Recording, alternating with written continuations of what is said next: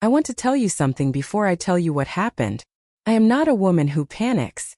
I have never been the type to raise my voice in public, or cry where people could see me. My mother used to say I came into the world already composed, like I'd rehearsed it somewhere else first. So when I tell you what Margaret whispered to me 3 days before my wedding, I need you to understand, I did not gasp. I did not ask her to repeat herself. I simply nodded the way you nod when a stranger tells you it might rain later, and I filed it away. But it never left me. Not for a second. Her exact words were, "Walk away while you still can, sweetheart. Before it's too late for you to." That word sat in my chest for 3 days like a stone I couldn't cough up. To understand why I didn't run out of that fitting room screaming, you have to understand how ordinary everything had seemed up until then. Daniel and I had been together for 2 years. He was attentive in the beginning, the kind of attentive that makes your friends jealous. He remembered the name of my childhood dog. He sent flowers on the anniversary of my father's death, not my birthday, because he knew which day actually mattered to me. I thought I had found a rare thing. The small crack started about 4 months before the wedding. Nothing dramatic. A phone that buzzed face down on the counter and got picked up a half-second too fast. A late-night call from a number saved only as M. Not a name, just an initial, which struck me as strange for a grown man who claimed his contact list was just work people. He said when I asked, "It's nothing. Just business. You worry too much." I let it go. Women like me are trained to let things go. Then came the paperwork.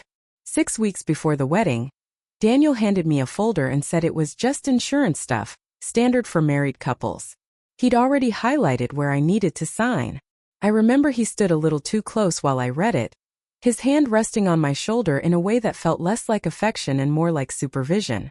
I asked him, "Why is the payout so high for a policy we're just starting?" He smiled and said, "Because I take care of what's mine." I signed it. I want to be honest about that. I signed it because I loved him, and because doubting him felt like a betrayal of my own judgment. The real unraveling began with something almost laughably small. A jeweler's receipt I found in his coat pocket while looking for a parking ticket. It wasn't for my ring. It was for a resizing dated 2 weeks after our engagement, on a ring that wasn't mine. When I asked him about it calmly, the way I ask about everything, he said, "That's my mother's ring.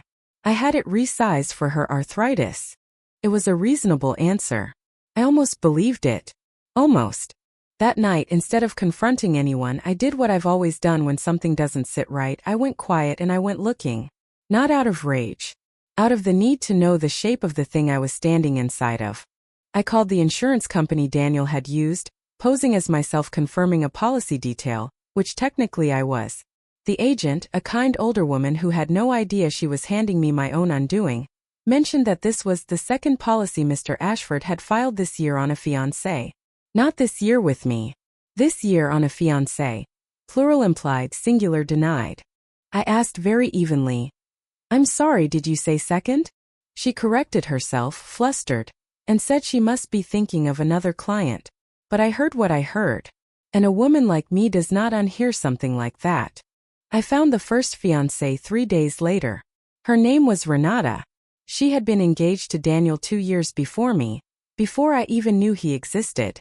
She didn't want to talk at first. But when I told her about the insurance folder, about the resized ring, about M. On his phone, she went very quiet and said, "He had you sign something too." That's when the story I thought I was living in split open, and a different one stepped out from behind it.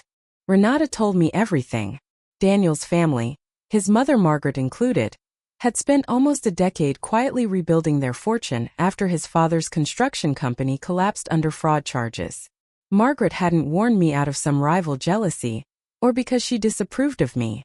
She'd warned me because she had lost her own daughter to this, Daniel's older sister, who had done the very same thing years earlier to a wealthy husband, and who had died in what was ruled an accident 18 months after quietly signing over her assets to the family, for tax purposes.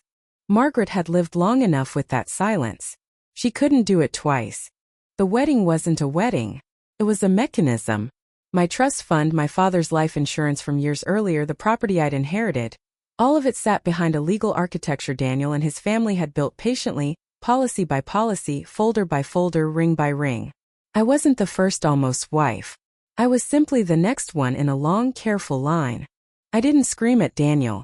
I didn't throw the ring.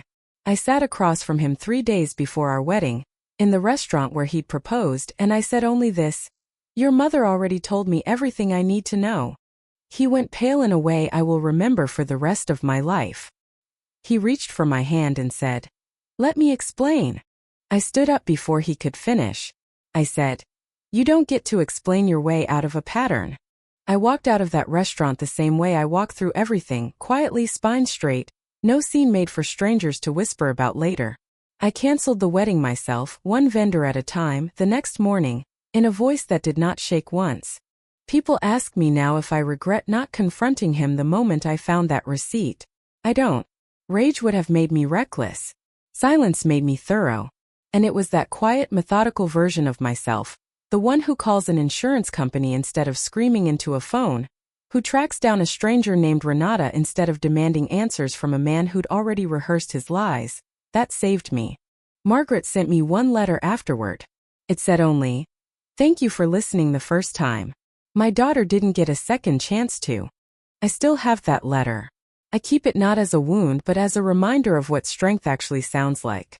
It isn't loud. It never was. It's the sound of a woman quietly closing a door that was never going to open onto anything good.